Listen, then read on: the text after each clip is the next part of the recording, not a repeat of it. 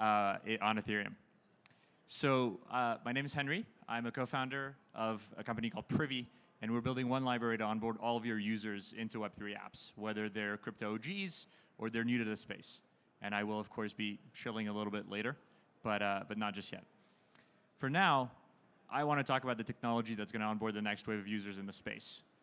My goal here, I saw that I was on the bunny slope stage, was to try and really break it down, because I was walking around the conference hall the other day, and every other talk was about account abstraction and about opcodes and about a lot of the complexity behind getting a paymaster contract to work properly. And I thought, why should we care about this generally? And what can we learn about the way in which this industry talks about technical topics from the way in which it's been talking about account abstraction? So I'm going to try to break it down and see if we can find any ways of improving how this industry talks about its tech in general through it. So as I said, initially I was planning to do a talk on account abstraction, MPC networks, delegated permissioning, and I thought, do I really want to do this? Is it helpful to go deeper into the alphabet soup at this point? Or isn't this one of the core problems in the space? Do we have, as a community, a bit of an acronym problem or a bit of a tooling problem? And so that's my first question, really, is does Web3 have a tooling problem? I think the answer is yes and no. On the one hand, we need the tools that we're building. We need the protocol improvements that are being worked on in order to improve the experience for everybody. This is a natural part of building up a new technical stack. On the other hand, I think we suffer from the fact that we treat the tools themselves as core products. And so because of it, we're expecting layman users to come onto technologies that are just that. They're technologies. You don't talk about TCP/IP when you try to onboard someone to Wi-Fi. And if you're already talking about Wi-Fi, you've done something wrong, probably. So my talk is going to be in 4 parts. 1, does Web3 have a tooling problem? 2, let's go down into the rabbit hole and look into account abstraction to understand, in the 3rd section, what does it mean for your users if you're building in the space? And then finally, I'll talk about what we do at Privy and why this is all relevant.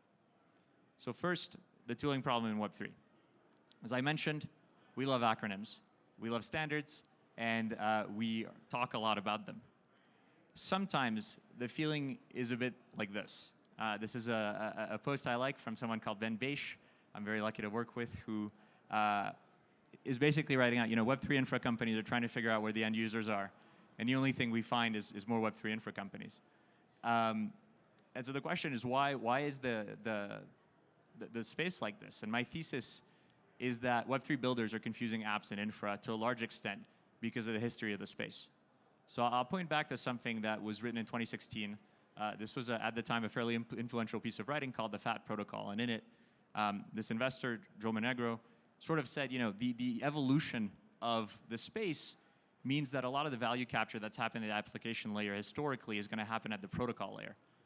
And this had extraordinarily deep impact on what building in the space meant. It sort of started a race for people building protocols, as opposed to thinking about the end users to these protocols, because that was where monetization was happening. And so this has really led to a space that is built by technical users for technical users. Again, this is absolutely a necessary part of market annealing and building up a market and building up a new technical stack. But it's really important not to forget about the users and not to treat the core technical stakeholders as the end users to these products. And so here I'll do a little game. This is brazenly stolen from a designer called Skylar Richards from Ironfish, and I absolutely loved it, which is, let's treat Web 2 products as Web 3 products for a second. So our first one here is a product that uses a digital layer to allow more seamless automated clearinghouse transfers between bank accounts. This product is actually PayPal, whose real take in the Web 2 space is to make it easy for consumers to pay almost any way and nearly anywhere. The second product is secure socket, layer transport, layer security for data transfer. I'll skip the rest, but I think you get the idea. And of course, this is Dropbox.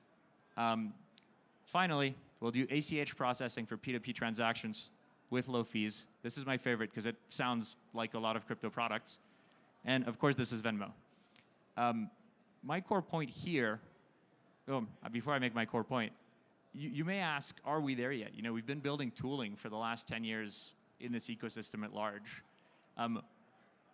Why do we still build tools? Why are we not building end products? And obviously there are some, but it feels like there's a lot of tooling still. And I think the real point is that this is kind of the wrong question to ask. It's not one or the other. Protocols and core infrastructure operates on very different timelines than product development. And I think we've kind of been brought up in this space to think of protocols as products and to expect that the payoff will be immediate. But I don't think that's a reasonable assumption at all.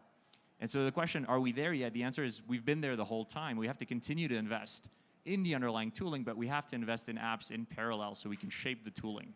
There has to be that sort of cycle to evolve the tooling in the space.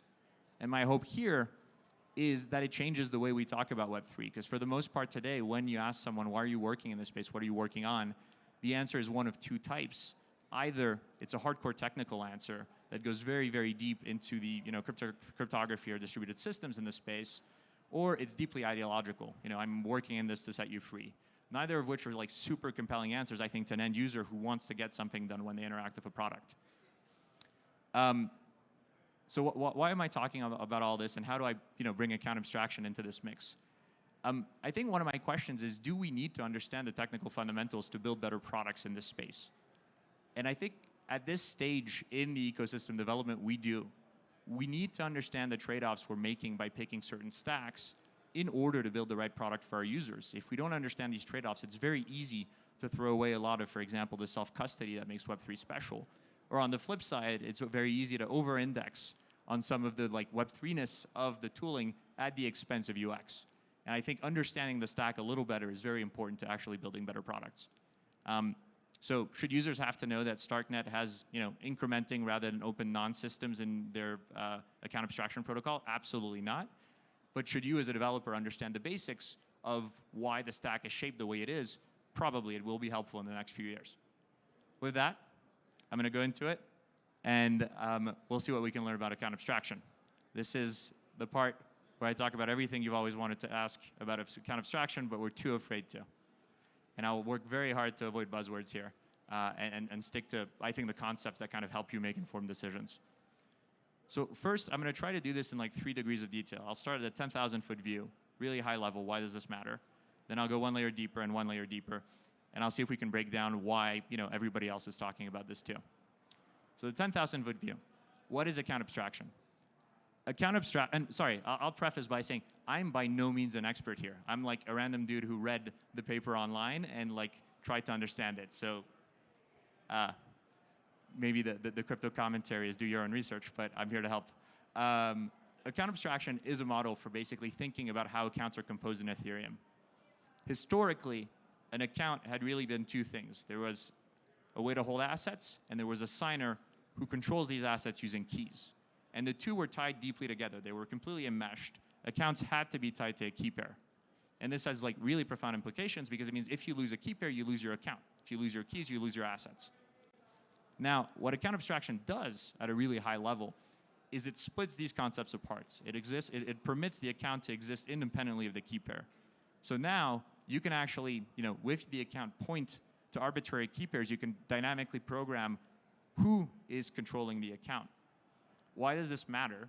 Because it unlocks a ton of new possibilities for UX in the space. It makes it easier to secure accounts. You can, choose to delegate not to one key pair, but to an email address, for example, using other technology.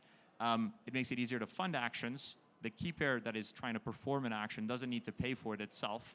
So this gets rid of gas fees, for instance. And it makes it easier to assemble actions together. Users can, take multiple steps in a smart contract environment without having to agree to each one of them separately. So it sounds really good. Let's go one step farther. The 5,000-foot view. What is account abstraction? I'll ask again. Account abstraction allows for custom transaction validation. Historically, transaction validation logic was hard-coded into Ethereum, and the system was basically built so that every transaction is validated using the same steps. And this is, one of those steps is the, I'm going to introduce a buzzword, unfortunately, EOA account, the external owned account that is basically signing the transaction request associated to the account on-chain that is responsible for it. Account abstraction enables developers to basically move away from that hard-coded validation step and gives them the ability to define custom transaction logic. And frankly, I think this is a lot more significant than just saying it's not just one key, one account. It really means you can program any arbitrary sort of event to validate transactions. Cool. So let's go down one more step. And here, I actually don't want to talk about, the mempool and opcodes and all of that, because I think a lot of people have talked about it very, very well. So I'm just going to cop out. And I would recommend that you watch talks by Julien Nizet, who I think is one of the most intelligible and significant speakers on the topic, and he's been talking about this for a long time. Alchemy also wrote a very, very good paper breaking down how 4337 came to be. But I will take a second to talk about ERC 4337, because that's what everybody's been talking about these days. If you were listening, account abstraction launched on Wednesday, and I will kind of try and explain why people are saying that. So what is the account abstraction we're all talking about right now? ERC 4337 is basically one standard. You could have built others. You could have done it a different way to get to this concept of account abstraction, to separate the EOA account from the smart contract that is the actual account. This is not a new idea, and this is why I say 4337 is one of many ways you could have done it. It's because there's been many proposals before, and I'm sure there will be many after. But so why is this one significant? Because it doesn't require the underlying protocol to change. You don't need everybody working on Ethereum or all the miners to agree in order to get this through. It's just a system of smart contracts that impacts that change. And so this is really significant because the proposal basically has gotten widespread enthusiasm. It means account abstraction at a protocol layer is much more likely to happen now that we have a proposal that people are excited about and pushing forward. Now, when people say, it launched this week, what does that mean? I think it's like fuzzy hype, to be honest. It launched this week doesn't mean anything, because account abstraction, again, is a concept. It is not like a feature or a product that launched. What launched this week is a really significant thing, which is the entry point smart contract, which is one of the core pieces of 4337. So basically what launched this week is one of the key pieces of this proposed change. And from here, we get to actually start working in this ecosystem where hopefully multiple teams will rally around a standard to evolve Ethereum to actually accept a version of account abstraction that works for everybody. Sounds less fun than saying it launched this week. I agree. So now that we have a sense of what this is, what does it mean for actual users in the space? I think it's going to have a massive impact on UX. And this is hardly a hot take, but basically the ability to add this custom validation logic is really going to unlock a world of possibilities. It's really hard, I think, to imagine everything that is going to be built on these systems. But for now, the obvious two exciting ones is simplifying self-custody, making it that ownership of keys doesn't need to mean you own a hardware wallet or an existing browser extension or something like that wallet. It can actually be expanded to be anything else you can think of, provided there's the right logic in the account abstraction smart contract. The second thing it means is on-ramps into the space get a lot simpler. You don't need to own gas to run a transaction on-chain. And so what that means is, my mother can run transactions without knowing she's ever interacting with Web3, which is very significant because some products will be Web3 native and will be sort of marketed as such. Others that use this technology maybe won't, and you shouldn't know that you shouldn't have to know that you're using it in order to participate. So are we there yet? I'll ask again. And are we ready to start building products on this stack? The sad answer is not quite. The race has begun. This is what's happened, at least in my book, is there's been a lot of work on account abstraction. Fantastic teams have done this over the years, like Argent and like Gnosis Safe. But now we have a standard that stands a chance of being adopted by a community at large, which means people can actually start building around this standard without taking huge amounts of technical risk that their projects will die because no one else agrees to the standard. So it means this is the dawn of a new era. However, standards take time. What we're going to see over the next little while is companies are going to form around these new concepts of account abstraction, around the spec of 4337. So you'll have new smart contract wallets that are going to appear. You'll have new companies that are acting as relayers and paymasters. It's going to take a little bit of time for the ecosystem to basically build out the machinery that makes this real. You're going to need to see apps adopting these standards. OpenSea for a long time did not accept signatures from smart contract wallets. So it basically meant that smart contract wallets didn't have access to basically half of the usage in the space. So you need to see the core apps adopting these standards in order for the standards to exist and to really become not just standard, but the way of the land. And finally, it'll take a bit of time to smooth UX across all these systems. You're going to have a lot of different technologies to cobble together for a little while, and it'll take a little while to find where the right thing is. But I think this is maybe one of my meta points about this talk is standards take time, and we have to talk about them accordingly. I think saying this thing launched creates a bit of confusion around, okay, but why isn't my experience different, tomorrow? This thing launched means it will take, 12 to 18 months for the market to solidify around this. Again, I am just a person making a prediction. Who knows how long it will take? But this is my sort of take, is as we go from the more researchy aspects of the space, the times to fruition are going to be longer. And as we go to the more, spec-specific aspects of the space, the times to fruition are going to be shorter. And I think one of the issues is we need to learn to talk about both realistically so developers can actually build for users using the systems that exist today. I've said all of this. So does AA matter? You might think, well, if I don't have to worry about this for a long time, why care? I think it's a huge step to bringing these systems mainstream. I think crypto native culture, a lot of what's been built to date is going to continue to exist, and we're going to have a continuation of apps that use these sorts of things like DAOs and generative art and so on. But I think enabling interoperable modular assets across standard mainstream apps will be unlocked by changes like these. So I think it's a huge change. So what? What do you do for your users? In the short term, it likely means UX is going to become a little bit more fragmented. It's going to be harder to build products in this space because there's just going to be a lot more to pick from. So here are a few short-term predictions. I'm sure I will be proven wrong in no time. But first, I think we will have sort of a second run of the wallet wars. You may have known Wallet War 1, which is the EOA war, where we had all of these competing products, making it a little bit hard for users to understand how to onboard into the space if they weren't native. What we will see now is the smart contract war. And the really exciting, but probably reason why it's going to be what we've seen and then some, is because wallets are going to be competing on functionality rather than just UI. And I think Brandon from Phantom showed a lot of how you can build functionality into wallets to make them better. But here, by changing how transaction validation logic changes, you can make just much more sweeping changes to how wallets operate. Second prediction, I think we're going to see a lot of flavors of account abstraction smart contracts. Some of them will be related to 4337. Some of them will be completely different. Again, account abstraction is not a product. You can't really trademark it or say it's yours. You can latch onto an idea that's caught people's attention. And some of them will provide really great upgrades, and some of them will not.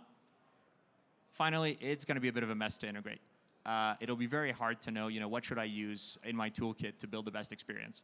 And so I think what we've done is we have basically signed up, again, assuming builders come and start implementing these abstractions, and they already have started. We've basically signed up for a little bit of chaos to break out of what has been a local maximum in the space to get us to the new step of how UX might look in Web3. And so with that, I will talk about why we exist a little bit as a company. Starting very, very loftily, I think technological advancement is like non-deterministic, meaning there's no guarantees of how things will turn out. I'm French. The Minitel was a, almost internet that we invented, and it was not to be. And so I think it's very hard to predict how these things go. And technologies are shaped by the people who use them. If you look at Netscape, they invented the browser. AWS was a product born out of Amazon's needs that has now spawned an entire industry. All of these products were shaped because we were actively using the tools that they were built on. And so I think this is my sort of core pitch for this talk is let's keep building user apps, even if the underlying tooling doesn't always feel ready, even if it feels like there's a major upgrade coming 6 months from now, and so maybe we should just wait. We need to keep building user apps because otherwise we're not actually advancing the underlying tech. I think it is a given that DeFi is here to stay. I think it makes too much sense for the cat to be put back in the box, but all of the work that's being done around user identity and around data ownership is still very nascent. And so I guess I'm pushing for more apps to be built that cater to end users in order to shape the tech that we build on. And this is kind of how we think about this. So at Privy, our take is you shouldn't have to deal with this alone. You shouldn't have to make sense of this mess on your own. We want to build tools that make it easy for developers to build better products that respect their users and delight them at the same time. Specifically, what does that mean? Today, it means we are building onboarding libraries for Web3. We build libraries that enable users to come on, whether they've been in the space forever or whether this is their first time interacting with it. The core take is that we want to help you meet your users where they are, progressively onboard them if they've never heard about this space, and help you have opinionated design so you can activate them and retain them over time, and keep their data private and self-custodial. At the end of the day, Privy is a user management platform, so you can basically help shape your product around a better user experience in the space. We have customers, we're live. If you're building in the space, obviously, I would love to talk to you.